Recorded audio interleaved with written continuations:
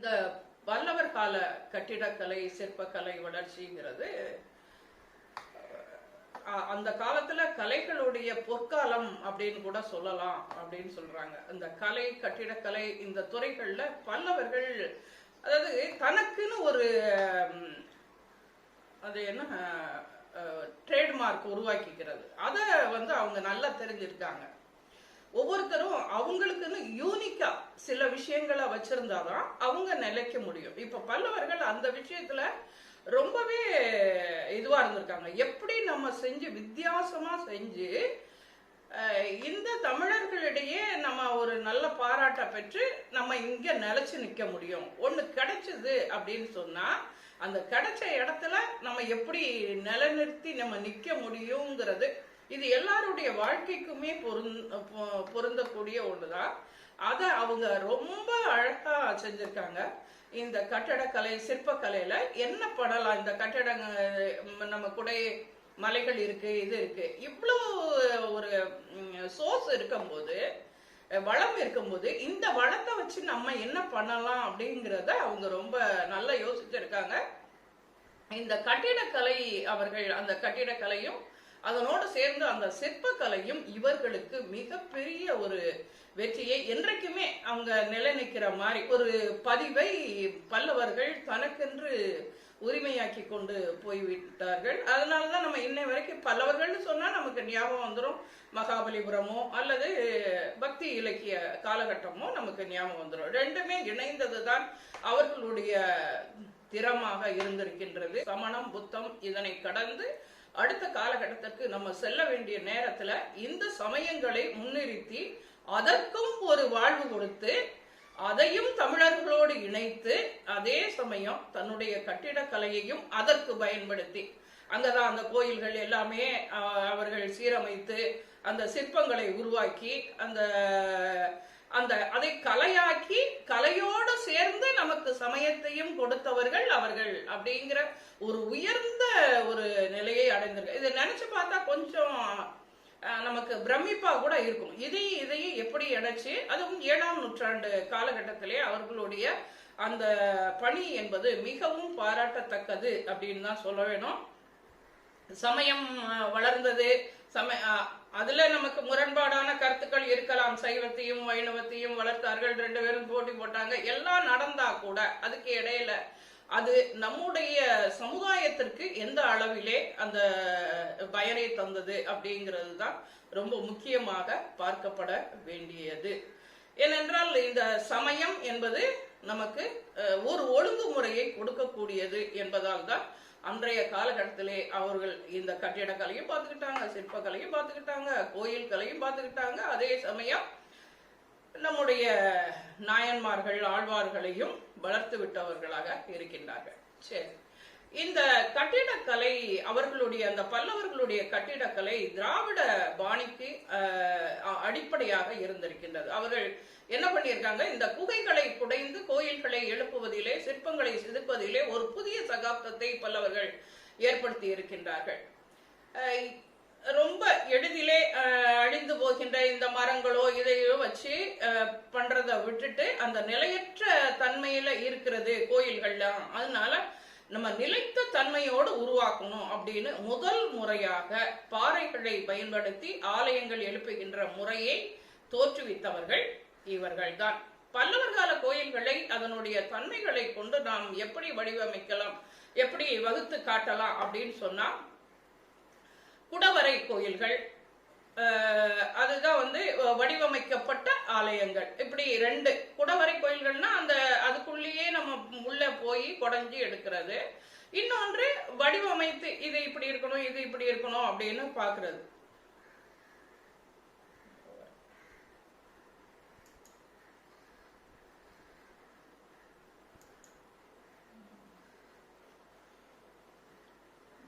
செல்வி வரலையா?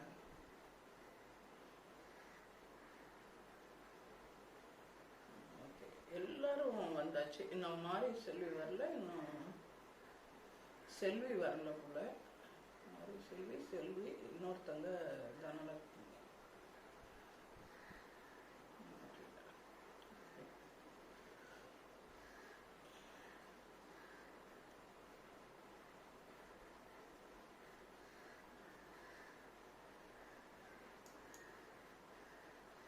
வணக்கம் அம்மா.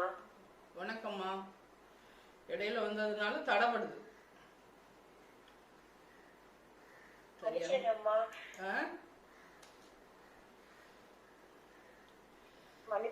நேத்து கல்லூரிக்கு போயிருந்தேங்கம்மா, பிஎஸ்டி அம்மாங்க. இரவு லேட்டா வந்ததுனால கொஞ்சம் தூங்கிட்டேங்கம்மா. பரவாயில்ல.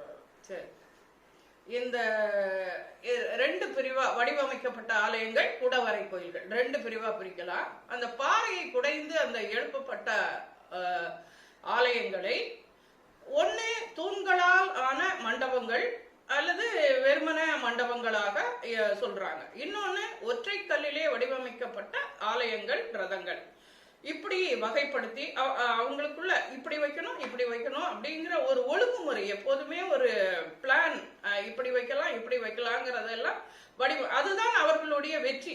எப்போதுமே எதுவுமே பிளான் பண்ணாதான், ஃபைனான்ஸ் முதற்கொண்டு எல்லாமே நம்ம பிளானிங் தான் வெற்றியை தருமே தவிர, பிளான் இல்லாத போது என்னதான் சம்பாதிச்சாலும் அது எந்த குழிக்குள்ள போகுது அப்படின்னே நமக்கு தெரியாதபடி போயிடும். அதே சமயம் பிளானிங் இருக்குமானா கொஞ்சம் காசுல கூட நிறைய சேர்த்து வைக்கலாம் அப்படிங்கிறது தான் நம்ம பார்த்துக்கோம். அதே போல அதுதான் பிளானிங். இங்கேயும் அதே தான். எப்படி பண்ணா இந்த கோயில்களை உருவாக்கலாம், இந்த தூண் வைக்காதது, ஒற்றைக்கல்ல வைக்கிறது, ரதம் கட்டுறது, இது ரதம் அமைக்கிறது, எப்படி எல்லாம் அழகுபடுத்தலாம், அதை மற்றவங்க முன்னாடி நல்லா காட்டலாம் அப்படிங்கிறதுல அவங்க ரொம்ப குறியா இருந்திருக்காங்க. இது ரொம்ப பெரிய விஷயம்தான். இது ஏன் செய்யணும் நமக்கு இந்த நாடு கிடைச்சதா, இதை வச்சு என்ன பண்ணலாம் அப்படிங்கிறத இது தாண்டி இதுல அவங்க நாட்டம் செலுத்தி இருக்கிறதுங்கிறது இது நமக்கு கிடைச்சது. இன்னைய வரைக்கும் அந்த கோயில்கள் எல்லாமே இருந்துகிட்டே இருக்கு. குகை கோயில்கள் நம்ம பார்க்கிறோம், நிறைய இடங்கள்ல நமக்கு நம்முடைய தமிழகத்திலே இருந்து கொண்டே இருக்கின்றது. பல்லவர் காலத்திலே இந்த சிறப்புற்ற இந்த கலை, கட்டிடக்கலை, இதனுடைய தன்மையை வைத்து 4 பாணிகளாக பிரிக்கின்றார்கள். 4 மன்னர்களுடைய பிரிவுகளாக பிரிக்கின்றார்கள். அது மகேந்திர, மாமல்ல, ராஜசிம்ஹா, அபராஜிதா அப்படிங்கிற 4 வகையாக பாணிகளாக பிரிக்கின்றார்கள். அதுல மகேந்திர பாணி, இவன் தான் நம்ம சூப்பர் ஸ்டார் அப்படின்னு நம்ம சொல்றோம் இல்லையா, அவன் தான் ஆலினால் அழகு ராஜா. அவன் தான். அவனுடைய இன்னொரு நூலை கூட நான் போட்டிருந்தேன் பார்த்தீங்களா. இந்த வினா எதுல கேட்கப்பட்டிருக்குன்னா யூஜிசி நெட்ல கேட்கப்பட்டிருந்தது. நான் நேற்று போட்டிருந்தேன்லாமா ஒரு படத்தோட ஒரு நூல், அது பாத்தீங்கல்ல, என்ன நூல்? நம்ம மத்த விலாச பிரகசனம்னு ஒண்ணு பார்த்திருக்கோம் மகேந்திரனோடது. இன்னொரு நூல் இப்ப நேற்று போட்டிருந்தானே, ஸ்கிரீன்ஷாட்டா போட்டிருந்தேன்ல நம்முடைய இதுல, பாத்தீங்களா? யாராவது சொல்லுங்க அதை பார்த்து. யூஜிசி நெட்ல கேட்கப்பட்ட வினாமா அது? பகவத தச்சூக அங்கதம், தச்சூக அங்கதம்னு அந்த நூல். இது நம்ம கேள்வியே படல. ஆனால் அதுல கேட்டிருந்த கேள்வி நான் தேடினேன். அதுக்கப்புறம் நானும் இப்பதான் தேடினேன்னா ஒரு 6-7 மாசத்துக்கு முன்னாடி தேடினேன். என்னன்னா அந்த வினாக்களை பார்க்கின்ற போது இதுல இருந்தது அவன் எழுதிய மற்றொரு நூல், இந்த நூல்ங்கிற மாதிரியா, இன்னொரு நூல் என்ன அப்படிங்கிற மாதிரி. மத்த விலாச பிரகசனம் ஒரு நூல், இன்னொரு நூல் இந்த நூல் அப்படின்னு சொல்லி கொடுத்திருந்தாங்க. தட்சீக அங்கதம் அப்படிங்கிற நூல். இது மகேந்திரவர்மன் எழுதிய இன்னொரு நூல். மறக்காதீங்க, ஒருவேளை நமக்கும் கேட்கப்படலாம். தென்னிந்திய கலை வரலாற்றிலே முதலாம் மகேந்திரவர்மன் தனி இடத்தை பெற்றிருக்கின்றான். இவன் கட்டிடக்கலையிலே ஒரு புதிய முறையை புகுத்தி இருக்கின்றான். இவன் புகுத்திய இந்த கலையானது இதற்கு முன் எங்கேயுமே காணப்படாத ஒரு கலையிலிருந்து முற்றிலும் மாறுபட்ட ஒன்றாக இருந்திருக்கிறது. அதுதான் அவனுடைய பெஸ்ட், அதுதான் அவனுடைய யூனிக் தன்மை, அவனுடைய தனித்தன்மை அப்படிங்கிறது. இதுவரைக்கும் அந்த மாதிரி காணப்படல, அதை நான் பண்றேன் அப்படிங்கிறது தான் அவனோடது. அதுதான் அது எதனால விளையும்னா சிந்தனையினாலதான் விளையும். அப்போ சிந்திக்க தெரிந்த மனிதன் தான் முன்னாடி வருவான். மகேந்திரவர்மனால் புகுத்தப்பட்ட இந்த கலைக்குத்தான் மகேந்திரபாணி என்று பெயர் வைத்திருக்கின்றார்கள். இந்த பாணியிலே கிபி 600ல இருந்து 625 வரை இந்த பாணி தான் ரொம்ப சிறப்புற்று விளங்கி இருக்கு. ரொம்ப அந்த காலத்து, அந்த குறிப்பிட்ட காலத்து ஃபேஷன் மாதிரி இருந்திருக்கு.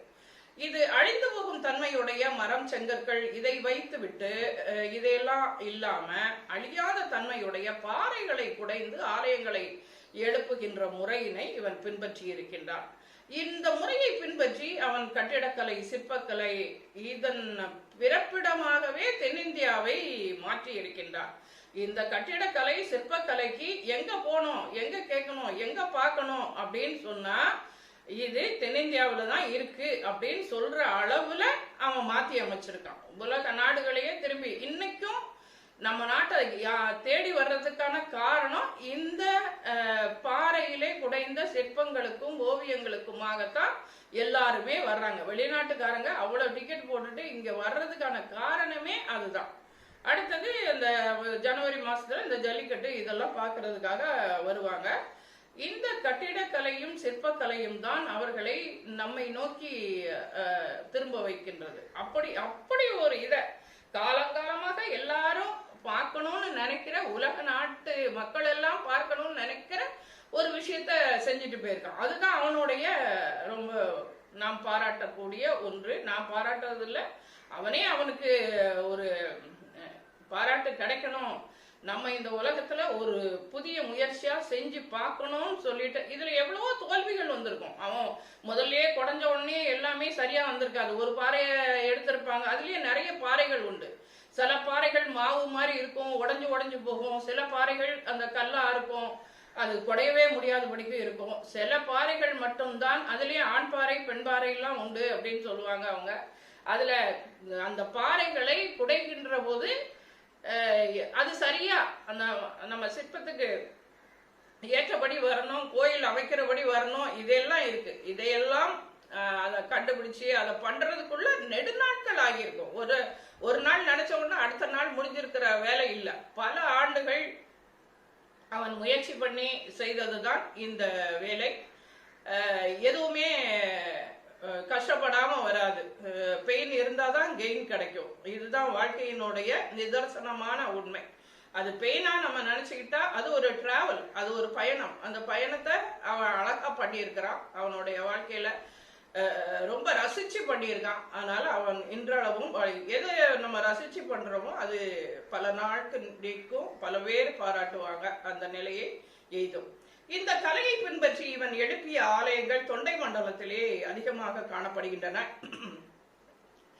தூண்களால் ஆன மண்டபம் மகேந்திரபாணியின் ஒரு முக்கிய சிறப்பம்சமாக இருக்கின்றது. இந்த காலத்திலே அவன் 14 மண்டபங்கள் எழுப்பி இருக்கின்றான். வல்லம், திருச்சிராப்பள்ளி, மாமண்டூர், மண்டகப்பட்டு, மகாபலிபுரம் இந்த இடங்களிலே எழுப்பப்பட்ட குகை கோயில்கள் இவனுடைய பாணியை பின்பற்றி எழுப்பப்பட்டவைதான். அதாவது எந்த வல்லம், திருச்சிராப்பள்ளி, மாமண்டூர், மண்டகப்பட்டு, மகாபலிபுரம் இந்த இடங்களிலே எழுப்பப்பட்ட குகை கோயில்கள் இதெல்லாம் இவனுடையது. இவன் அழகிய பட்டணங்களையும் நிறுவி இருக்கின்றான். இவன் நிறுவிய பட்டணங்கள் என்று சொன்னால் அது மகேந்திர மங்கலம் அப்படிங்கிற பெயர்ல அழைக்கப்படுது.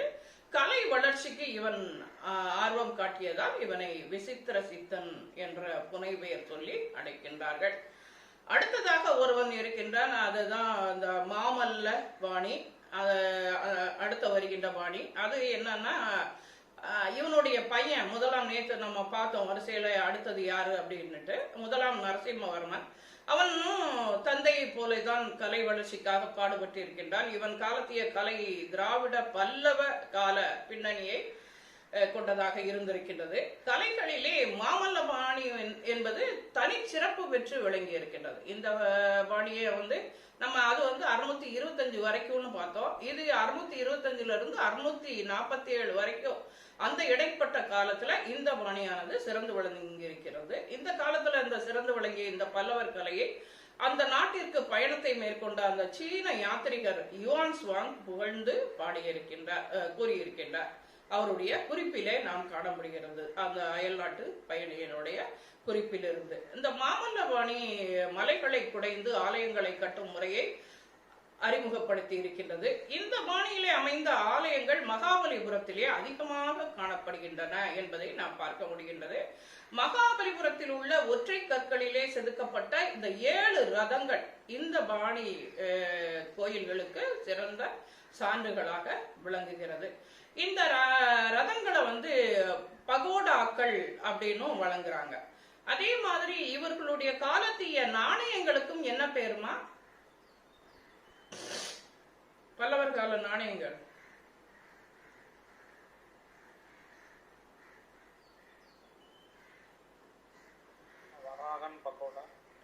பகோடா, பகோடான்னு பேரு. அதே மாதிரி அவங்களுடைய அந்த ரதங்கள் கூட, ஏன்னா ஒன்னே ஒண்ணு நம்ம அதை தொடர்புபடுத்தி பார்த்துக்கலாம். அவர்களுடைய ரதங்களுக்கும் பகோடாக்கள் தான் பேரு.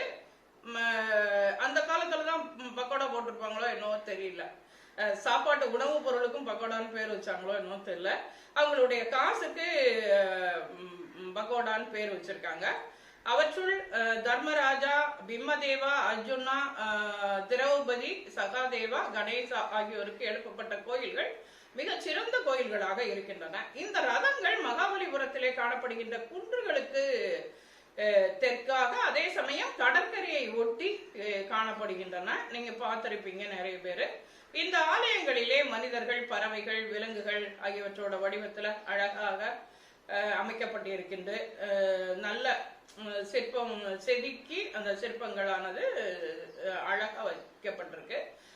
இந்த ஆலயங்கள்ல முழுமையாக முடிக்கப்படாதவைகள், முற்றுப்பெறாமல் காணப்படுகின்ற சில இதை பார்க்கும்போது அறிஞர்களுக்கு ஒரு புதிரா இருக்குது. இதுல எதுவும் குறிப்பு இருக்கா அப்படிங்கிற ஒரு வினாவோடு இருக்கின்றார்கள். இந்த காலத்தை சார்ந்த கோயில்கள் திருச்சி, நாமக்கல் ஆகிய பகுதிகளிலும் காணப்படுகின்றன. முற்றுப்பெறாத நிலையிலே இருக்கின்ற அந்த ஆலயங்கள் அப்படின்னு சொன்னா அது திருவெள்ளரை, அடுத்தது கொடுமியான் மலை, இந்த இடங்களிலே காணப்படுகின்ற ஆலயங்களிலே முற்றுப்பெறாத அந்த ஆலயங்களாக அவை இருக்கின்றன. புதுக்கோட்டையிலே காணப்படுகின்ற இந்த திருமயம் கோயிலையும் 1ஆம் நரசிம்மவர்மன் எழுப்பினான் என்றுதான் அறிஞர்கள் கருதுகின்றார்கள். அடுத்ததாக இன்னொருவன் ராஜசிம்மா பாணி. அவன் யாரை 1ஆம் நரசிம்மவர்மை போல இவனும் ராஜசிம்மனும் கலைக்கு பெருந்தொண்டாற்றி இருக்கின்றான். கட்டிடங்கள் எழுப்புவதற்கு இந்த வினாவானது வருவதற்கு மிக மிக ரொம்ப வாய்ப்பு உண்டுமா? நான் பார்த்த அளவுல நிறைய இடங்கள்ல இந்த வினாவை பல்லவர்களுடைய கட்டிடக்கலை, சமய நிலை இதையெல்லாம் கேட்கிறாங்க. நமக்கு சமய நிலை கேட்டா நம்ம நல்லாவே எழுதிடுவோம். ஆனா கட்டிடக்கலையை பற்றி நம்ம தெளிவாக இந்த 4 விதமாக 4 பாணிகளை உடையது என்பதை நம்ம தெளிவா எழுதிக்கலாம். ஏன்னா தமிழக வரலாறும் பண்பாடு ஒட்டி கேட்கப்பட வேண்டும் என்றால் இது கேட்கலாம். பின்னாடி நம்முடைய இயக்கங்கள் வளர்த்த தமிழை பற்றி கேட்கலாம். ஏனென்றால் இன்றைக்கு நடந்து கொண்டிருக்கின்ற ஆட்சியை பொறுத்து நம்ம அதையும் எதிர்பார்க்கலாம். அடுத்தது சுதந்திர போராட்டத்திலே தமிழகம் ஆற்றிய பங்கு, அதை குறித்தும் கேள்விகள் எழுப்பப்படலாம் அப்படிங்கிறது தான். அடுத்தது நம்ம சங்க இலக்கியம், அதை சார்ந்து எப்படி கேட்டாலும் நம்ம எழுதிடலாம் அப்படிங்கிறது தான். அதை நம்ம ப்ரிப்பேர் பண்ணிட்டோம்னா அதை எழுதிடலாம். அவ்வளவுதான். தமிழக வரலாறும் பண்பாட்டுல நீங்க ரொம்ப முக்கியமாக பார்க்க வேண்டியது இதுவாக இருக்கும். கட்டிடங்கள் எழுப்புவதற்கு, அதனால மற்றதை படிக்கக்கூடாது, மற்றதை எல்லாத்தையும் படிக்கணும். ஆனால் எது முக்கியமாக நமக்கு படிக்கிறதோ அதை கொஞ்சம் ஊன்றி அதை எப்படி எப்படி போடலாம் அப்படிங்கிறத பார்த்துக்கணும். கட்டிடங்கள் எழுப்புவதற்கு இவன் பின்பற்றிய முறை இவரது பெயரால் ராஜசிம்ஹா பாணி என்று அழைக்கப்படுகிறது. இவர் ஆலயங்கள் எழுப்புவதற்கு செங்கற்களையும் மரத்தையும் அதிகமாக பயன்படுத்தியுள்ளார். இவருடைய காலத்திலே இவருடைய இந்த பாணியை பின்பற்றி 6 ஆலயங்கள் கட்டப்பட்டிருக்கான். காஞ்சியில் உள்ள கைலாசநாதர் கோயில், அதுக்கப்புறம் வைகுண்ட பெருமாள் ஆலயம், மகாபலிபுரத்தில் உள்ள கடற்கரை கோயில்கள் இந்த பாணியிலே தான், இந்த பாணியில் அடிப்படையில் தான் எழுப்பப்பட்டு இருக்கின்றது. அடுத்தது ராஜசிம்மனுடைய மனைவியான ரங்கபடாகா அப்படிங்கிறவங்க இந்த கைலாசநாதர் ஆலயம் கட்ட காரணமாக இருந்தாள் என்று அந்த வரலாறானது கூறுகின்றதாம். இந்த கைலாசநாதர் ஆலயம் கட்டுவதற்கு யார் காரணமாக இருந்தான்னா ராஜசிம்மனுடைய மனைவி ரங்கபடாகா, அவங்க தான் காரணமாக இருந்தாங்க. பல்லவர் எழுப்பிய ஆலயங்களிலே இந்த ஆலயம் பல்லவர்கள் எழுப்பிய ரொம்ப பெரிய ஆலயமாக இருக்கு. ரொம்ப மிகவும் கவர்ச்சிகரமான முன்மாதிரியான ஒரு ஆலயமாக இருக்கு. இந்த ஆலயத்தை பார்த்து வியப்பு அடையாதவர்கள் எவருமே இல்லை என்று சொல்கின்ற வகையிலே அதனுடைய சிற்பக்கலை அனைத்தும் அமைந்திருக்கின்றன.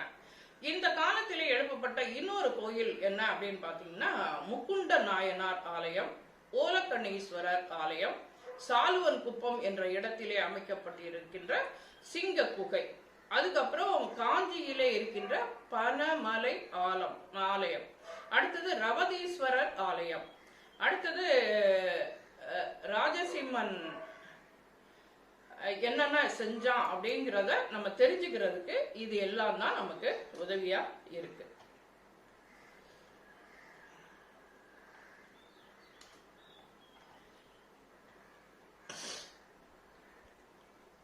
அடுத்ததாக இப்ப இவன் யாருடைய பையன்? முதலாம் நரசிம்மனை போல இந்த ராஜசிம்மனும் அடுத்தது கட்டிடக்கலையில பெரிய புரட்சி பண்ணியிருக்கான். இது ராஜசிங்கா பாணி.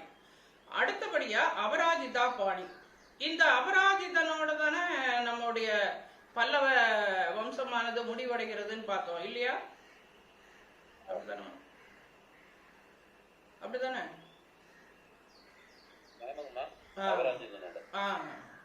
இந்த அபராஜிதா கடைசியாக வருவது இந்த அபராஜிதா பாணி. பல்லவ நாட்டை ஆட்சி புரிந்த அபராஜிதாவும் தனது மூதாதையரை போன்று ஆலயம் எழுப்பதிலே அதிக அக்கறை காட்டியிருக்கின்றார். ஆலயம் எழுப்ப இவன் பின்பற்றிய பாணிக்கு மற்றவங்களை விட, அதுவும் இவனுக்கு முன்னாடி ஒரு பாணியை நம்ம சொல்றோம்ல ராஜசிம்மா பாணின்னு, அதை விட கொஞ்சம் சற்று மாறுபட்டதாக இருந்திருக்கின்றது. இவனுடைய பாணி அப்படின்னு சொன்னா கிட்டத்தட்ட 300 வருஷம் கிட்ட இது இடைவெளி வருது இல்ல. முதல்ல தொடக்கத்துக்கும் இவனுடைய காலகட்டத்திற்கும் இடையிலே ஒரு 300 வருட காலம், ஒரு 10-7-8 தலைமுறை சொல்லலாம். அதுக்கு பின்னாடி வந்தவன் தான் இந்த அபராஜிதா. இவனுடைய காலத்திலே எழுப்பப்பட்ட பாகூர் ஆலயம் இந்த பாணிக்கு சிறந்த ஒரு எடுத்துக்காட்டாக சான்றாக விளங்குகின்றதா. சித்தன்னவாசலில் உள்ள சமண கோயிலும் காஞ்சியில் உள்ள கைலாசநாதர் கோயிலும் அந்த கைலாசநாதர் ஆலயத்திலும் இருக்கின்ற ஓவியங்கள் இவனுடைய காலத்தை சார்ந்ததுதான். இதற்கு பின் வளர்ச்சி உற்ற பல்லவ கலை சோழ பாணியை மையமாக கொண்டு இருந்தது. இது வரைக்கும் தான் இவர்களுடைய பல்லவ பாணி அப்படிங்கிற ஒரு பாணியை பின்பற்றி இந்த ஆலயங்களிலே ஓவியங்களோ சிற்பங்களோ கோயிலை வடிவமைப்பதோ பண்ணியிருக்காங்க. அதற்கு அப்புறம் வடிவமைச்சது எல்லாமே சோழர்களுடைய பாணியை பின்பற்றி மையமாக கொண்டுதான் விளங்கி இருந்திருக்கின்றது. பல்லவர்கள் சிறிது காலம் ஆட்சி புரிந்ததால் மகாபலிபுரத்தை கல்லின் இன்னும் கொஞ்ச நாள் அவங்க ஆட்சி புரிஞ்சிருந்தாங்கன்னா மகாபலிபுரத்தையே ஒரு கல்லின் காவியமாக செய்திருப்பார்கள் அப்படின்னு இது நம்முடைய கருத்து. தென்னிந்திய வரலாற்றை படைத்த அனைத்து பேரரசுகளிலும் பல்லவர்களுடைய கலைப்படைப்புகள் தான் எங்கேயுமே காண முடியாத ஒரு சிறப்பு வாய்ந்ததாக, காலத்தால் என்றைக்குமே அழிக்க முடியாத, அதுவும் திராவிட கட்டடக்கலைக்கு ஒரு கால்கோல் இட்டதாக, அதனுடைய பெருமையை உலக நாடுகளிலே பேசக்கூடியதாக இருக்கின்றது. இந்த திராவிட கட்டிடக்கலையின் நெருக்கி இவர்கள் தான் கால்கோல் இட்டனர் என்பதை பெர்சி பிளேரன் அப்படிங்கிறவரு குறிப்பிட்டிருக்கார், வெளிநாட்டுக்காரர்.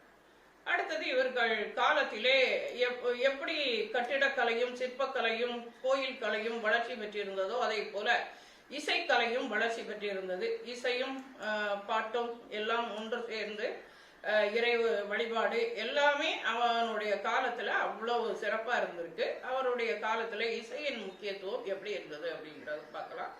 இசை மக்களுடைய சமூக வாழ்க்கையிலே முக்கிய இடத்தை பெற்றிருக்கின்றது. பல்லவ நாட்டை ஆண்ட அரசர்கள் இசை வளர்ச்சிக்கு ரொம்பவே அதிகமான அக்கறையை காட்டியிருந்திருக்கின்றார்கள். இந்த கட்டத்தில் தான் யார் வாழ்ந்திருக்காருன்னா அப்பர் வாழ்ந்திருக்காரு, சம்பந்தர் வாழ்ந்திருக்காரு, சுந்தரர் வாழ்ந்திருக்காரு. இவர்களுடைய பக்தி பாடல்கள் எல்லாம் இசை ததும்பியதாக இருந்திருக்கின்றது.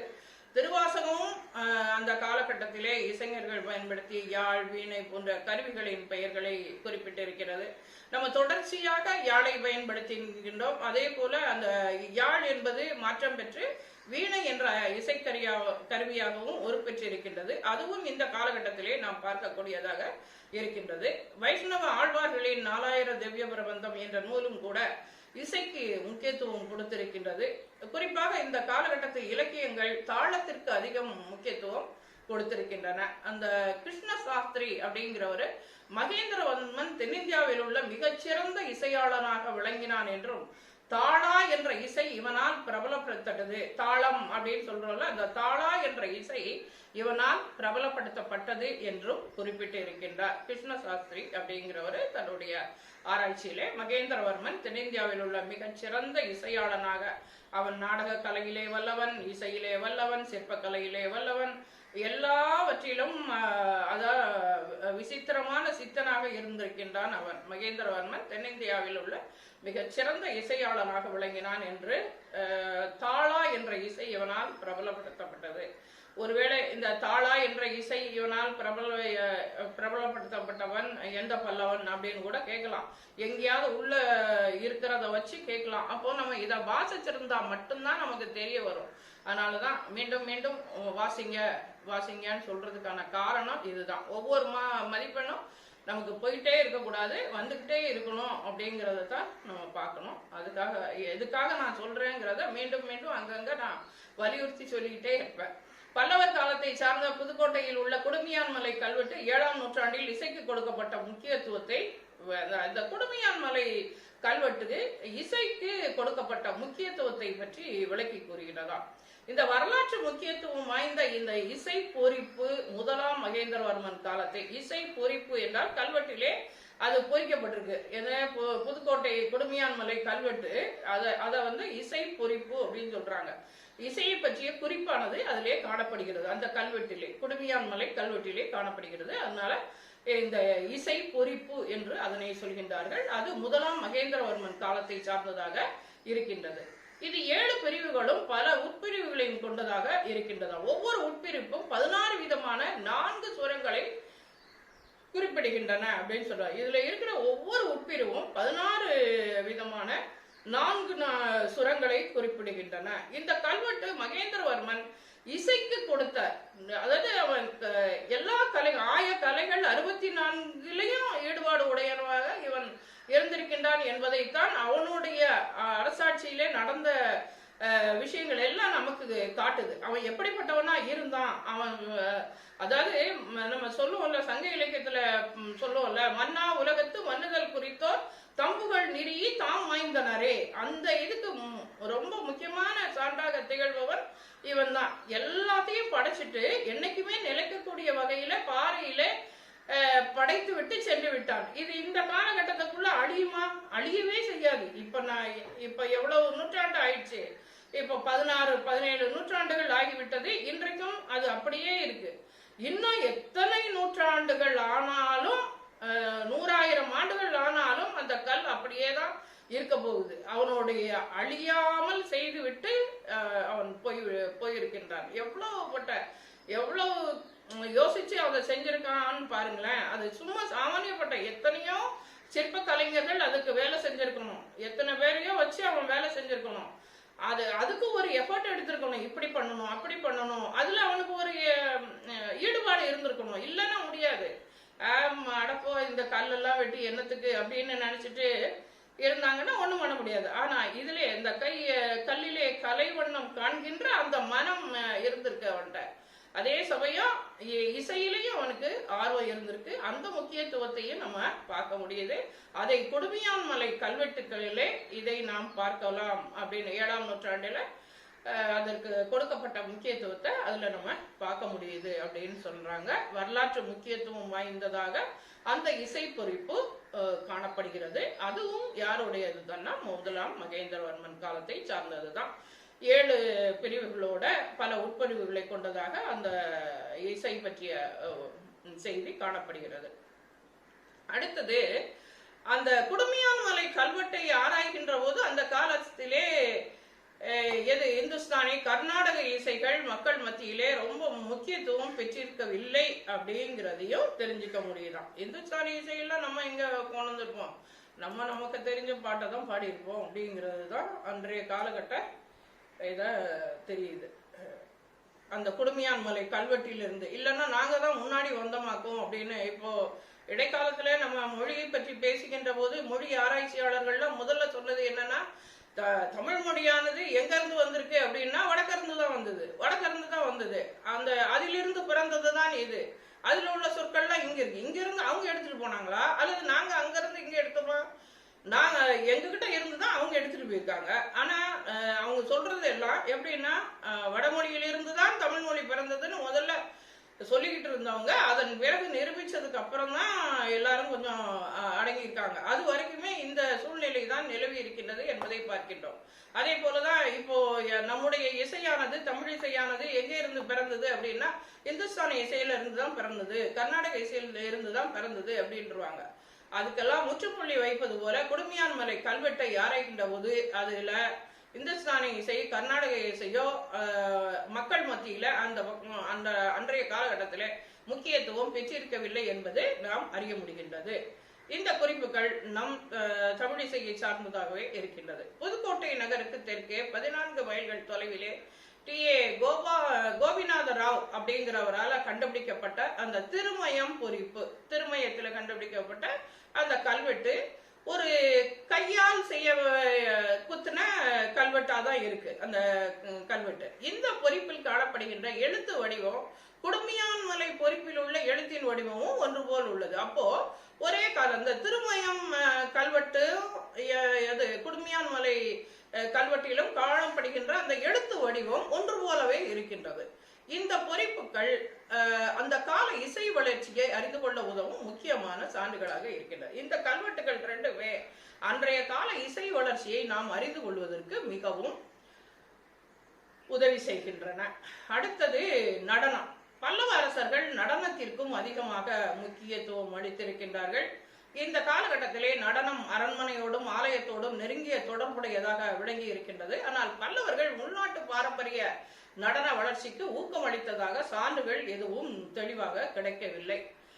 அவர்கள் சித்தன்னவாசல் ஆலயத்தில் உள்ள 2 தூண்களிலே நடன பெண்களின் உருவம் பொறித்து வைக்கப்பட்டிருக்கின்றது.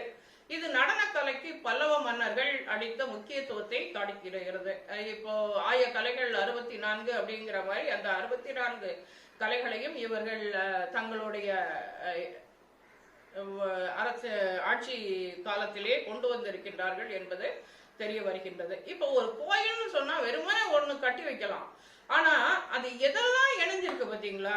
ஒரு கோயில்ல சிற்பம் இணைஞ்சிருக்கு, கட்டிடக்கலை இணைஞ்சிருக்கு, இசை இணைந்திருக்கு, அந்த இசையோடு சேர்ந்த பாடல் இணைந்திருக்கு, வாத்திய கருவிகள் இணைந்திருக்கு, நல்ல இசைய உள்ள போகும்போது நம்ம கேட்க முடியுது. அதனோட என்னெல்லாம் இணைஞ்சிருக்கு பாருங்க. ஆனா அவ்வளவு பெரிய ஒரு இடத்த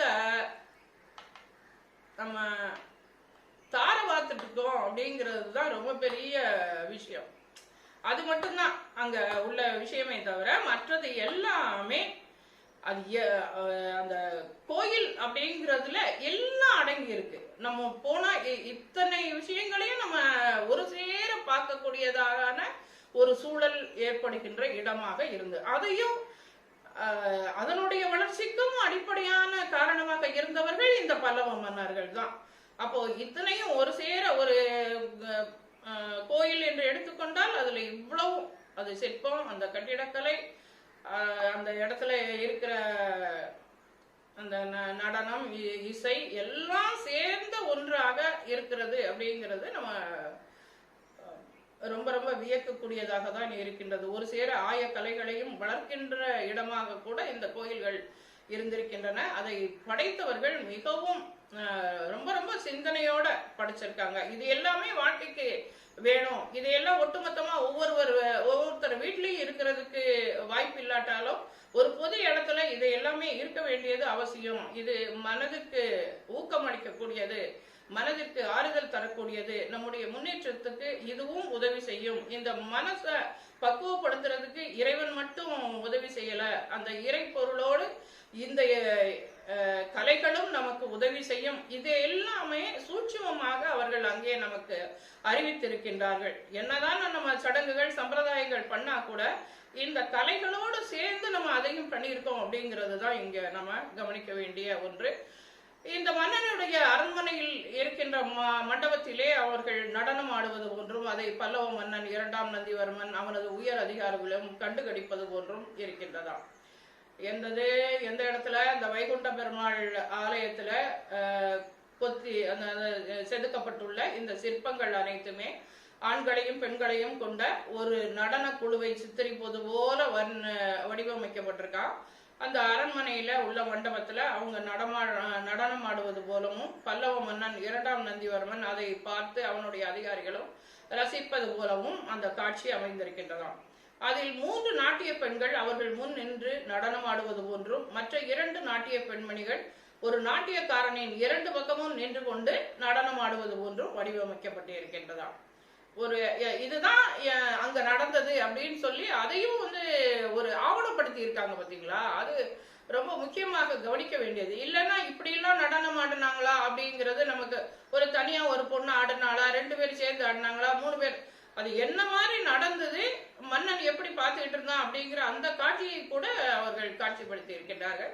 அதே போன்று வைகுண்ட பெருமாள் கோயில்ல வடபகுதியில் உள்ள சுவற்றிலே 9 பேரை கொண்ட நாட்டியக்காரர்களும் இசைக்கலைஞர்களும் வரிசையாக நிற்பது போன்ற சிற்பங்கள் வடிவமைக்கப்பட்டுள்ளது. பொதுவாக நடனம் ஆலயத்தின் உட்புறத்தில் நடைபெற்றது. அந்த காலத்திலே ஆலயங்களிலே அதிக அளவிலே நாட்டிய பெண்கள் காணப்பட்டார்கள். நாட்டியமும் அந்த இடத்திலே நடந்திருக்கின்றது என்பதை தான் பார்க்க முடிகின்றது. குறிப்பாக காஞ்சியில் உள்ள முக்தேஸ்வரர் ஆலயத்திலும் திருவோரியூர் ஆலயத்திலும் ஏராளமாக நடன பெண்கள் காணப்பட்டதாக சான்றுகள் நமக்கு கிடைக்கின்றன. இவர்கள் வழிபாட்டு நேரங்களிலும் திருவிழா காலங்களிலும் ஆலயத்தில் நடனம் ஆடி வந்திருக்கின்றார்கள். அப்போ இயல், இசை, நாடகம் எல்லாமே முத்தமிழும் வளர்க்கும் இடமாக கோயில்கள் இருந்திருக்கின்றன. அதோடு சிற்பக்கலை, கட்டிடக்கலை அனைத்திற்கும் உறைவிடமாகவும் இந்த கோயில்கள் விளங்கி இருக்கின்றன. இதை வளர்த்தவர்கள் பல்லவ மன்னர்கள் என்பது நாம் அறிந்து கொள்ளக்கூடியதாக இருக்கின்றது. நீங்க நல்லா புரிஞ்சிட்டு நீங்களாவே ஒரு கட்டுரைய வடிவமைக்கின்ற போது அது இன்னும் சிறப்பாக இருக்கும். உங்களுக்கு என்னைக்குமே மறக்கவும் மறக்காது. ஏதோ ஒன்ன பார்த்து எழுதுற இந்த பிள்ளைங்க எல்லாம் எழுதுவாங்கல்ல அசைன்மெண்ட், அது மாதிரி நம்ம எழுதணும்னா அது நமக்கு மறந்து போயிடும். நம்ம என்ன நடந்தது ஏது நடந்தது நம்ம யோசிச்சு பார்த்து நம்ம எழுதணும்னா அது நமக்கு என்னைக்குமே மறக்காது. நீங்க இப்படியே போயிட்டு நீங்க ஒண்ணுமே ப்ரிப்பேர் பண்ண வேண்டாம். இப்ப பண்ற ப்ரிப்பரேஷன் தான் நேரடியா களத்துல இறங்கி அன்னைக்கு எழுதும் போது அப்படியே கடகடன்னு வரும். என்னெல்லாம் நம்ம பார்த்து எழுதணும், என்ன இந்த குறிப்பு வேணுமா வேண்டாமா அப்படின்னு பார்த்து எழுதுனா ஒவ்வொரு விஷயங்களும் நம்ம மனசுல அப்போ வரும். நம்மளுடைய மூளை மிகப்பெரிய கம்ப்யூட்டர். இந்த கம்ப்யூட்டர்லாம் ஒன்றுத்துக்குமே ஆகாது. இது ஒரு நாள் டப்புன்னு எல்லாத்தையும் எரேஸ் பண்ணி விட்டுருவோம். ஆனா நம்ம மூளை எந்த காலகட்டத்துக்கெல்லாம் போகுது பாருங்க. 3 வயசுல இதை பண்ணோம், 4 வயசுல இதை பண்ணோம், இவங்கள பார்த்தோம், இவங்க கிட்ட பேசணும், இவங்கள சொன்னோம், இவங்கள இது பண்ணோம், என்ன நடந்ததோ இத்தனை வருஷ கால அத்தனை நிகழ்வுகளும் வீடியோ எல்லாம் எடுக்க வேண்டாம். வீடியோ எல்லாம் எடுத்தா அது அழிஞ்சு போயிடும், இல்ல எங்கேயாவது போயிடும். போட்டோ எல்லாம் எடுத்தாலும் அதெல்லாம் போயிடும். ஆனா இது அழியாத பல போட்டோக்களையும் பல வீடியோஸும் நமக்குள்ள இருக்கு. அந்த வீடியோவை யாருமே அழிக்க முடியாது. என்னதான் பண்ணா கூட இந்த கம்ப்யூட்டர் எல்லாம் வேஸ்ட். அத போலதான் அதான் இந்த மாதிரியான இதெல்லாம் அவங்க பதிவு பண்ணிட்டு போயிருக்காங்க அப்படிங்கிறதே நமக்கு ரொம்ப இதுவா இருக்கு. இதெல்லாம் அவங்க வெளியில பண்ணிட்டு போயிருக்காங்க. நம்ம இப்போ நம்மளுடைய தேர்வுக்காக என்ன பண்ணணும்னா நம்ம அழியாத கோலங்களாக நம்மளுடைய மனசுல நிறைய ஃபைலை ஓபன் பண்ணி ஒவ்வொரு ஃபைலா போட்டு வச்சுட்டோன்னு வச்சுக்கோங்களேன், அந்த ஃபைல் அப்படியே இருக்கும், என்னைக்குமே மறக்காது. நீங்க இப்போ இந்த வேலை கிடைக்கல அது 2வது பட்சம். ஆனா நீங்க என்னைக்குனாலும் வகுப்பு எடுக்கும் போது அது பாட்டுக்கு மழையாக உங்களுக்கு கொட்டும். அதனால நீங்க அந்த மாதிரி நிறைய ஃபைலை அந்த ஃபைல் ஓபன் பண்றதுக்கு தான் நான் சொல்லி கொடுக்குறேன். ஏன்னா அப்படி ஓபன் பண்ணி வச்சுக்கிட்டீங்கன்னா ரொம்ப ரொம்ப நீங்க படிக்க வேண்டாம். அந்த நேரத்துல ஒரு ஜெராக்ஸ் காப்பி எடுத்து அந்த மெட்டீரியலை பார்த்து படிக்கவே வேண்டாம். நீங்க பாட்டுக்கு மெட்டீரியல் எல்லாம் உங்களுக்குள்ளே இருக்கும். ஏன்னா நீங்க ப்ரிப்பேர் பண்ணியிருக்கீங்க, உங்களோடது. அது அப்படியே கடன்னு வரும். சரியா? அதனால அந்த மாதிரி நீங்க பண்ணி வச்சுக்கோங்க. அது கொஞ்ச நேரம் தான் ஆகும். இன்னைக்கு நான் இந்த பாடம் நடத்துறேன்னா இதை போய் உடனே இன்னைக்கு நீங்க ஒரு கட்டுரை ப்ரிப்பேர் பண்ணிட்டீங்கன்னு வச்சுக்கோங்களேன், அது அவ்வளவுதான், முடிஞ்சு போச்சு. இத என்னைக்கு கேட்டாலும் நீங்க 1 மணி நேரத்துக்கு 2 மணி நேரத்துக்கு இத பத்தி பேசுறதுக்கு உங்களுக்கு ஒரு வாய்ப்பாக இருக்கும். சரி, வழிபாட்டு நேரங்களிலும் திருவிழா காலங்களிலும் ஆலயத்திலே நடனமாடி வந்திருக்கின்றார்கள். அந்த பல்லவ நாட்டை ஆண்ட ராஜசிம்மனும் நடன கலையை ஆதரித்திருக்கின்றான் என்பதற்கு காஞ்சியிலே இருக்கின்ற கைலாசநாதர் ஆலயத்திலே இருக்கின்ற சிற்பங்கள் சாட்சியாக இருக்கின்றன. குறிப்பாக இந்த ஆலயத்திலே காணப்படுகின்ற அந்த நடனம் ஆடுகின்ற நிலையில் இருக்கின்ற சிவனுடைய சிற்பமானது சிறப்பு பெற்றதாக இருக்கின்றது. இதை போன்ற இன்னொரு சிற்பமும் காணப்படுதான். அது எந்த ஆலயத்துலன்னா காஞ்சியில இருக்கின்ற ஐரவா தேஷ்ணேஸ்வரம் அப்படின்னு ஒரு அப்படியே ஒரு வடமொழி பேரை வச்சிருக்கான் அப்படின்னு அந்த ஆலயத்துல காணப்படுகின்றதாம். இந்த சான்றுகள் எல்லாமே அவர்கள் நடனக்கலைக்கு ஆற்றிய தொண்டினை எதையுமே விட்டு வைக்கல நாங்க அப்படின்னு சொல்லிட்டு இந்த பல்லவ மன்னர்கள் மேல ஒரு ரொம்ப பெரிய மரியாதையே ஏற்படுது அவர்களுடைய இந்த கலை பற்றிய செய்திகளை எல்லாம் நம்ம பார்க்கிற போது. நம்ம சாதாரணமாக பல்லவ மன்னர்களுடைய காலத்தை பார்க்கின்ற போது எதை தான் பார்ப்போம் அப்படின்னு சொன்னா அவர்களுடைய அன்றைய காலகட்ட சைவ வைணவ வளர்ச்சியை மட்டும் பார்ப்போம். ஆனா அதை தாண்டி அவர்கள் என்னென்ன செய்திருக்கின்றார்கள், அதனோடு இணைந்து என்னெல்லாம் செஞ்சிருக்காங்க அப்படின்னு பார்க்கிற போது வியப்பு மேலிடுகின்றது. பல்லவ மன்னர்கள் ஓவிய கலையிலும் சிறந்து இருந்திருக்கின்றார்கள். பண்டைய காலத்திலே ஓவியங்கள் அரண்மனைகளில் தான் தோன்றின அப்படின்னு சொல்றாங்க. ஓவியம் வரையணும்னா இப்போ அன்னைக்கு நான் கேட்டேன், அந்த இது என்ன சித்திர மாடம்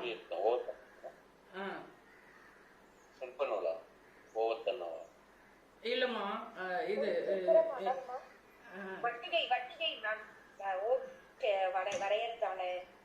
இல்ல அது இல்லம்மா, இந்த 5 சபைகள்ல ஒரு சபை சித்திர சபை அப்படின்னு சிவபெருமானுக்கு உரிய சபைகளிலே 5 சபை இருக்குது சித்திர சபை அப்படின்னு சொல்லிட்டு. அந்த சித்திர சபையில முழுக்க ஓவியங்கள் தான் வரையப்பட்டிருக்கும். மேல கீழே சைட்ல எல்லாமே முழுக்க முழுக்க அதுல ஓவியங்கள் தான் இருக்கும். அந்த ஓவியங்கள் முழுமையாக ஒரு காலகட்டத்துல அரண்மனைகளிலே வரையப்பட்டிருக்குது. அதனாலதான் நெடுநல்வாடையில சொல்லும் போது என்ன சொல்லுவாங்க, அரசிய சொல்லும் போது புனையா ஓவியம் அப்படின்னு, புனையாத ஒரு ஓவியமாக, எந்த வண்ணமும் தீட்டப்படாத ஒரு ஓவியமாக இருக்கின்றாள். ஒரு பிளாக் அண்ட் ஒயிட் இதுவா இருந்திருக்கும் போல அவ உட்கார்ந்துருக்க நிலையை பார்க்கும்போது அவருக்கு அப்படி தோணி இருக்கு.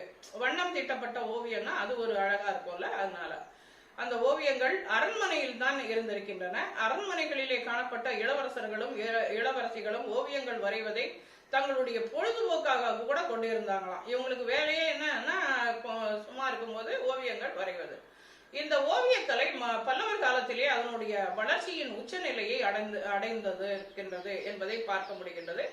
இந்த காலகட்டத்திலே சிறப்புற்று விளங்கிய ஓவியங்கள் எல்லாம் சமய சார்பு உடையனவாக விளங்கின. அது வரைக்கும் கொடி இயற்கையை பற்றிய ஓவியங்கள்லாம் அவங்களுடைய அரண்மனைகளிலே வரைஞ்சிருக்காங்க அப்படின்னு பார்த்தது. அடுத்தது இந்த ஓவியங்கள் எப்படி இருந்ததுன்னா சமய சார்பு உடையனவாக இருந்தன. இந்த கால ஓவியங்கள் எங்க காணப்படுது அப்படின்னா செங்கல்பட்டு, வடார்காடு, தென்னார்காடு, புதுக்கோட்டை ஆகிய மாவட்டங்களிலே காணப்படுகின்ற பல்லவர் கால கோயில்களிலே அதிகமாக காணப்படுகின்றன. வடார்காடு மாவட்டத்தில் உள்ள மலைகளிலே இயற்கை குகைகளிலே காணப்படுகின்ற ஓவியங்கள் மிகவும் அப்படியே அந்த கவர்ச்சி உள்ளதாக காணப்படுகின்றன. இந்த ஓவியங்கள் நூற்றாண்டை சார்ந்தவைகள், பல நூற்றாண்டுகள் கடந்திருக்குது அப்படின்னு சொல்லிட்டு புதைபொருள் ஆராய்ச்சியாளர்கள், அதாவது இப்போ ஒரு 1000 ஆண்டுகளை கடந்திருக்கும்ல இல்லையா, அந்த 1000 ஆண்டுகளுக்கு முன்னால் உள்ளவை என்பதை புதைபொருள் ஆராய்ச்சியாளர்கள் சொல்கின்றார்கள். சித்தன்னவாசல் ஆலயத்தில் காணப்படுகின்ற ஓவியங்கள் 1ஆம் மகேந்திரவர்மனுடைய காலத்தை சார்ந்தனவாக இருக்கின்றன. இங்குள்ள 2 கல்தூண்களிலே ஓவியத்தால் காணப்படுகின்ற தாமரையின் வடிவம் அழகுபடுத்தப்பட்டுள்ளன. குறிப்பாக வரையப்பட்டுள்ள ஓவியங்களிலே இந்த பச்சிலைகளால் தயாரிக்கப்பட்ட வண்ணங்கள் தான். முந்தைய காலகட்டத்திலே இப்போ உள்ள மாதிரி நம்ம இது ஆர்டிபிஷியலா உண்டாக்குறோம்ல, செயற்கையாக உருவாக்குகின்ற வண்ணங்கள் கிடையாது. எல்லாமே இந்த பச்சிலைகளையே கலந்து அவர்கள் வண்ணங்களாக தீட்டி இருக்கின்றார்கள். இங்கு உள்ள ஓவியங்களும் சிகப்பு, மஞ்சள், பச்சை, கருப்பு இந்த நிறங்களால் அழகுபடுத்தப்பட்டிருக்கின்றன. இந்த சித்தன்னவாசல் ஆலயத்தில் காணப்படுகின்ற இந்த பல்லவ கால ஓவியங்கள் அஜந்தா குகைகளிலே காணப்படுகின்ற ஓவியங்களை போன்று அது என்ன காணப்படுகிறது, ரொம்ப பொலிவோடு அழகாக காணப்படுகின்றதாம். இந்த ஓவியங்களை 1931ஆம் ஆண்டு ஜிவின் டுபிரேல் அப்படிங்கிறவர் கண்டுபிடிச்சாராம். இந்த ஓவியங்களை கண்டுபிடித்தவர் 1931ஆம் ஆண்டு ஜிவின் டுபிரேல் அப்படிங்கிறவர் கண்டுபிடிச்சாராம். கைலாசநாதர் ஆலயத்தில் காணப்படுகின்ற ஓவியங்களும் இந்த பல்லவர் கால ஓவிய கலைக்கு சிறந்த எடுத்துக்காட்டுகளாக விளங்குகின்றன. இந்த ஆலய ஓவியங்கள் ரொம்ப கூர்மையுடையதாகவும் அழகாகவும் அந்த நேர்த்தியாகவும் ஷார்ப்பான்னு சொல்லுவாங்கல்ல, அதுதான் அந்த கூர்மையுடையதான அந்த பெயிண்டிங் எல்லாம் அந்த ஒரு கோடு வரையுதுனாலும் அந்த கோடுகள் அழகாக இருப்பது, அந்த கூர்மையா அதை போடுறது, அதுதான் அந்த ஷார்ப்னஸ் இருக்கு அப்படின்னு சொல்லுவாங்க. அந்த அந்த கூர்மையும் அதே சமயம் பொலிவும் அழகும் உடையதாக அது விளங்குகின்றன. இந்த வைகுண்ட பெருமாள் ஆலயத்திலே காணப்படுகின்ற ஓவியங்களும் பல்லவர் கால ஓவிய வளர்ச்சிக்கு சிறந்த எடுத்துக்காட்டுகளாக இந்த ஓவியங்களும் இந்த சிற்பங்களும் இந்த கட்டிடக்கலையும் மூன்றும் இணைந்து அந்த இடத்துல நடனமும் இசையும் நடந்திருக்கின்றது என்பதை அறிகின்ற போது உண்மையிலேயே இது ஒரு பக்கம் நிலையா இருக்கு, இது ஒரு பக்கம் அந்தந்த நேரத்துல நடக்குது இல்லையா. நிலையான கலைகள் ஒன்று, இதை இப்படி கூட பிரிக்கலாம். அவர்கள் செய்த நிலைத்த தன்மையுடைய கலைகள் என்னென்ன, இது நடனம், இசை போன்றவை அந்த நேரத்துல அவங்க செய்யறது அந்த மாதிரி. பிறகு இசை கருவிகளை இசைக்கிறது, பாட்டு ஒரு பக்கம் பாடுவாங்க, இசை கருவிகளை ஒரு பக்கம் இசைப்பாங்க, நடனம் ஒரு பக்கம் நடந்துகிட்டு இருக்கும். இந்த மாதிரியான ஒண்ணு. இதை தவிர அந்த கோயில்களே ஒரு நிலைத்த தன்மையுடைய ஒரு கலை பொக்கிஷமாகவே திகழ்ந்திருக்கின்றது. கட்டிடக்கலை, ஓவியக்கலை எல்லாவற்றையும், சிற்பக்கலை எல்லாவற்றையும் உள்ளடக்கியதாக இருந்திருக்கின்றது என்பதை நாம் பார்க்கின்றோம். இதையெல்லாம் நம்ம கற்பனையிலேயே நம்ம வடிச்சு வச்சுட்டோம்னா அந்த கற்பனையை நம்மளுடைய எழுத்துக்களிலே வடித்து விட முடியும். இதுதான் இப்படிதான் இருந்திருக்கு, இப்படிதான் இருந்திருக்கு அப்படின்னு ஒன்றை காட்சிப்படுத்துகின்ற போது அந்த காட்சி நம் கைகளிலே வடிவங்களாக உருவெடுத்து விடும். இது நந்திவர்ம பல்லவன் மன்னனின் காலத்தை சார்ந்ததாக இருக்கின்றது. பனைமலையில் காணப்படுகின்ற தலபுரேஸ்வரர் சிவ ஆலய ஓவியங்களும் தனித்தன்மை உடையதாக இருக்கின்றது. இந்த ஓவியங்கள் ராஜசிம்மனுடைய கைலாசநாதர் ஆலய ஓவியங்களின் காலத்தை சார்ந்தவையாக இருக்கின்றது. அடுத்தது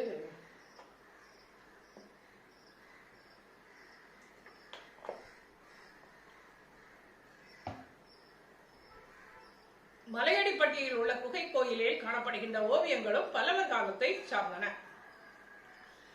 இந்த மேற்குறிப்பிட்ட அத்தனை சான்றுகளும் பல்லவர் கால கலை, கட்டிடக்கலை வளர்ச்சியினை நமக்கு காட்டுகின்றது. அடுத்தது இவர்களுடைய அந்த கலை தொண்டு என்று எடுத்துக்கொண்டால் இந்த கட்டிடக்கலை, சிற்பக்கலை, ஓவியக்கலை இதனோடு சேர்ந்து அவர்கள் இந்து சமயம் இல்ல, அது என்ன சமயம், சைவ சமயம், இந்த வைணவ சமய வளர்ச்சிக்கும் அவர்கள் வழிவகுத்திருக்கின்றார்கள்.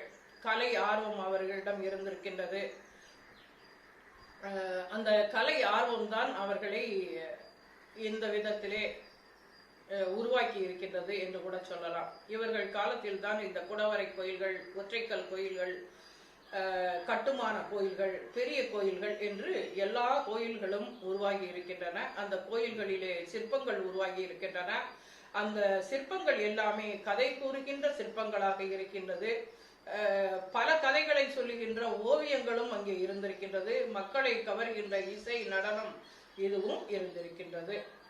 இந்த அடுத்ததாக நம்ம பார்க்க போவது இந்த குடவரை கோயில்கள், ஒற்றைக்கல் கோயில். அந்த கோயில்கள்ல என்னென்ன முறை இருந்தது அப்படிங்கிறத இப்ப முதல்ல பார்க்கும்போது அவர்கள் என்னென்ன பாணி கட்டப்பட்டு இருந்தது, ஒவ்வொருத்தருக்கும் ஒவ்வொரு பாணி இருந்திருக்கு, அதை சொல்லியிருக்காங்க.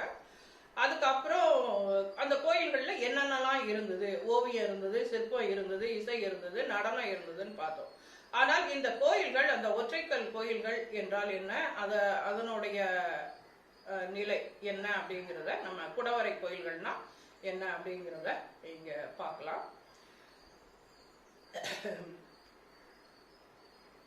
இந்த குடவரை கோயில்கள் அப்படின்னு சொல்றது மரம், செங்கல், உலோகம், சாந்து ஆகிய கட்டிட பொருட்களை பயன்படுத்துகின்ற முறையை விட்டுவிட்டு இவை இல்லாமலே கோயில்களை தோற்றுவித்த பெருமை மகேந்திரவர்மனுக்கு உண்டு.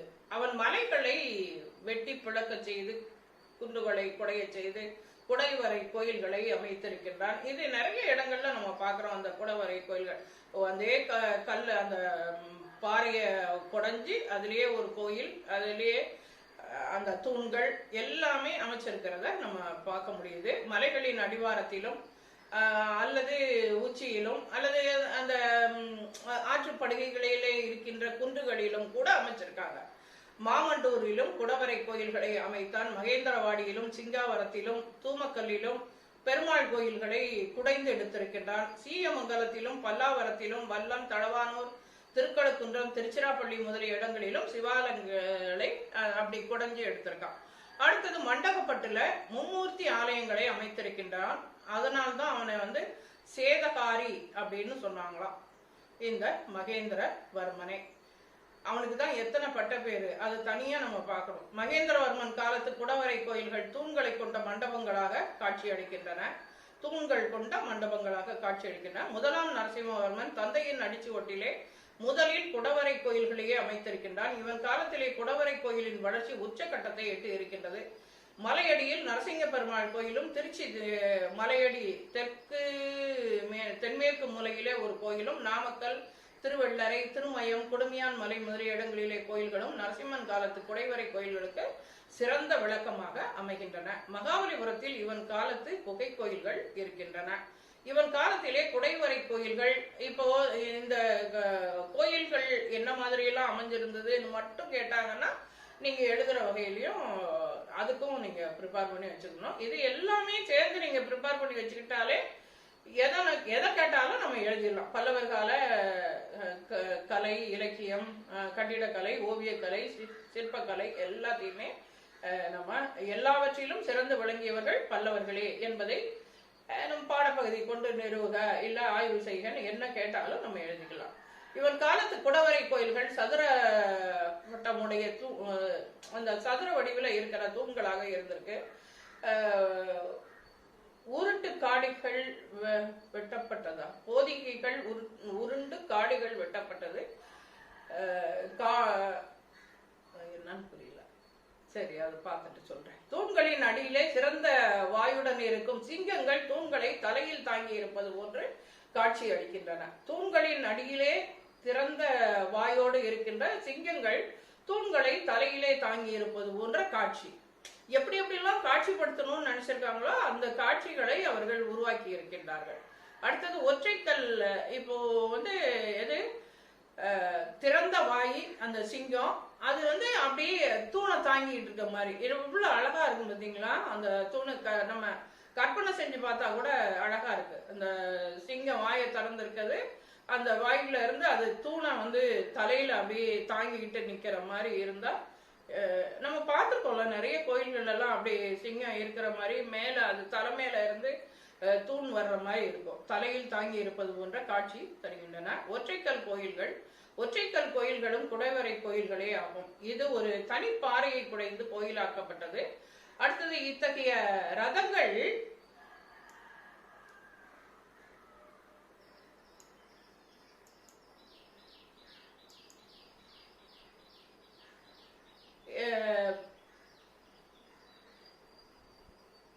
இது மகாபலிபுரத்துல இருக்கின்றன. முதலாம் நரசிம்மவர்மன் காலத்தை சார்ந்தது இது. இந்த நரசிம்மவர்மன் என்ன பண்ணியிருக்கான், ஒற்றைக்கல் கோயில்கள்ல முக்கியமானது இந்த பஞ்சபாண்டவர் ரதங்களை உருவாக்கி இருக்கின்றான். அது நமக்கு தெரியும் மகாபலிபுரத்துல இருக்கு அப்படிங்கிறது.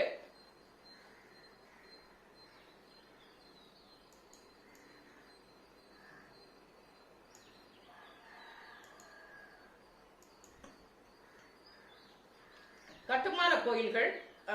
அடுத்தது கட்டி வைக்கிற கோயில்கள். பிற்காலத்து பல்லவர்கள் கட்டுமான கோயில்களை எழுப்பி இருக்கின்றார்கள். மாமல்லபுரத்து கடற்கரை கோயிலும் காஞ்சி கைலாசநாதர் கோயிலும் வைகுந்த பெருமாள் ஆலயமும் சிறந்த கட்டுமான கோயில்களுக்கு இலக்கணமாக விளங்குகின்றன. கட்டுமான கோயில்களில் முதலில் எழுந்தவை தோற்றத்தில் சிறியனவாக இருந்தன. பின்னால் தோன்றியவை தோற்றத்தால் மிக பெரியவைகளாக இருந்தன. ராஜசிம்மன் அழைக்கப்படுகின்ற அந்த 2ஆம் நரசிம்மவர்மன் காலம் அமைதிக்கும் பொருளாதார வளத்திற்கும் புகழ் பெற்றதாக இருந்தது. இந்த அமைதிக்கும் பொருளாதார வளமும் சேர்ந்து கலை வளர்ச்சிக்கு உதவியாக இருக்கு. எப்போதுமே நம்ம அமைதியா இருக்கின்ற போதுதான், நமக்கு பொருளாதார வளம் இருக்கும் போதுதான் நம்ம நல்ல மனநிலையோடு இருக்க முடியும். அப்பதான் நம்ம எக்ஸ்ட்ராவா ஏதாவது செய்யலாமா, ஏதாவது பார்க்கலாமா, ஏதாவது பாடுறவங்களை கேட்கலாமான்னு தோணும். இல்ல நமக்கே ப்ராப்ளம்னா நம்ம அதையெல்லாம் கேட்டுட்டு உட்கார்ந்துருப்போமான்னு உட்கார மாட்டோம். அப்போ இவனுக்கு நல்ல பொருளாதார வளம் இருந்திருக்கு, அமைதி இருந்திருக்கு. அப்போ அவன் கலை வளர்ச்சிக்கு அவன் நிறைய பண்ணியிருக்கிறான். கட்டுமான கோயில்கள்ல நிறைய கட்டியிருக்கான். மாமல்லபுரம் கடற்கரை கோயிலும் பனமலை சிவாலயமும் எழுப்பிய இந்த ராசசிம்மன் உலகம் போற்றுகின்ற காஞ்சி கைலாசநாதர் ஆலயத்தையும் எழுப்பித்தான். யாரு? இந்த ராஜசிம்மன். இவன் காலத்து கோயில்கள், இந்த கோயிலை கட்டியவன் யார் என்று கூட கேட்கலாம். ராஜசிம்மன் உலகம் போற்றுகின்ற அந்த காஞ்சி கைலாசநாதர் ஆலயத்தை எழுப்பியவன் அவன்தான். இவன் காலத்து கோயில்கள் பார்வைக்கு தர்மராசர் தேரை போன்று காட்சி தருவது குறிப்பிடத்தக்கது. இந்த தர்மராசன் தேரை போன்று காட்சி தருகின்ற கோயில்களை எழுப்பியவன் யார் அப்படின்னு கேட்கலாம். இவனுடைய காலத்து இப்ப அவனை பற்றிய 4 செய்திகளை கொடுத்து விட்டு ஏதாவது ஒன்று தவறாக கொடுத்து விட்டு இது சரி, 1வது சரி, 2வது சரி, 3ம் 4ம் சரி அப்படின்னு கொடுத்து கூட கேட்கலாம். அதனால நம்ம அவர்களை பற்றிய தகவல்களை நாம் தெளிவாக வைத்துக் கொள்வது, அதுவும் முக்கியமானவர்களை, ரொம்ப எல்லாத்தையும் பற்றி நம்ம தெரிஞ்சுக்க வேண்டியதில்லை, அவர்களை பற்றி தெரிந்து வைத்துக் கொள்வது ரொம்ப நல்லது. தட்டு தட்டுகளாக மேலெழும்பும் கோபுரம் சிரித்து சிரித்து செல்வதால் கோயில் அறை வேறு கோபுரம் வேறாக தோன்றுவதில்லை. இவனுடையது எப்படி இருக்குன்னா, அப்படியே தட்டு தட்டு தட்டா அந்த கோபுரம் மேல மேல போகும்போது சிரித்து சிரித்து போகுதான். அப்படி போகும்போது கோயில் அறை வேறு கோபுரம் வேறாக தோன்றுவதில்லை. கோயில் அறைகள் வேறாகவோ கோபுரம் வேறாகவோ தோன்றுவது இல்லை அப்படின்னு சொல்றாரு. மேல மேல நம்ம அந்த கட்டிடக்கலையை பார்க்குற போதே பார்க்குறோம். இப்படி இப்படி இப்படி அடுத்து அடுத்து அடுத்து அடுத்து ஒரு சின்ன சின்ன இதுவாக குறைஞ்சிக்கிட்டே போறத பார்ப்போம். மேலே போய் கூம்பு மாதிரி மேலே கலசம் வைக்கிற அளவுக்கு வரும். அடுத்தது சிற்பக்கலை. மகேந்திரவர்மன் காலம் தொட்டு சிற்பக்கலை படிப்படியாக வளர்ச்சி அடைந்திருப்பதை பல்லவகால சிற்பங்கள், மாமல்லபுரத்து திறந்தவெளி சிற்பங்களும் நமக்கு காட்டுகின்றன. மகேந்திரவர்மன் காலத்திலே இறையகத்து வாயில் சிற்பங்கள் குறிப்பிடத்தக்க. இறையகத்து அந்த கோயில்கள்ல வாயில்ல சிற்பங்கள் அமைக்கிற ஒரு முறையை கொண்டு வந்திருக்கான் இந்த மகேந்திரவர்மன். தூண்களில் தோரணங்கள் அமைக்கப்பட்டு இருக்கின்றது. தூண்கள்ல அப்படியே தோரணங்கள் தொங்குவது போல சதுர பகுதியில் தாமரை மலர்களும் அழகுபடுத்தணும். இந்த நிறைய தாமரை சிற்பத்திலே அமைத்திருப்பதை நம்ம பார்த்திருப்போம். அடுத்தது இரட்டை திருவாசி தோரணங்கள் கவர்ச்சியோடவை. இரட்டை திருவாசி உங்களுக்கு தெரியும், ஒரு திருவாசி, அதுலயே 2 திருவாசி வச்ச மாதிரியான ஒரு தோரணங்களையும் வச்சிருக்கான். அடுத்தது தடவானூரிலும் சீயமங்கலத்திலும் இத்தகைய சிற்பக்கலையை காணலாம். திருச்சி குன்றின் நடுவிலே உள்ள சிவாலயம் மகேந்திரவர்மன் காலத்திலே குடையப்பட்டதாக இருக்கின்றது. அதனுடைய மேற்கு சுவர் பதுமைகள் கண்களை கவரக்கூடியதாக, அந்த மேற்கு சுவர்ல காணப்படுற அந்த பதுமைகள் கவர்ச்சி உடையானவாக இருக்கின்றன. கங்காதரனை சிற்பம் எப்படி இருக்குன்னா, கங்கை அணிந்ததை குறிக்கும் சிற்பமாக இருக்கின்றது.